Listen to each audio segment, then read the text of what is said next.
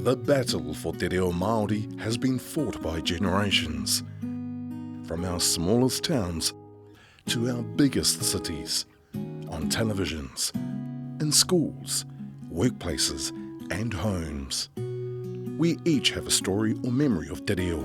Share why your family member signed the petition of 1972, or how you are now learning te reo because it was stripped from the tongues of your parents.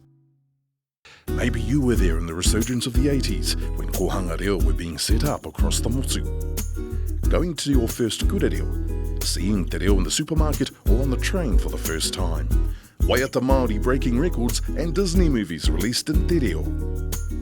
These stories need to be told and saved for future generations.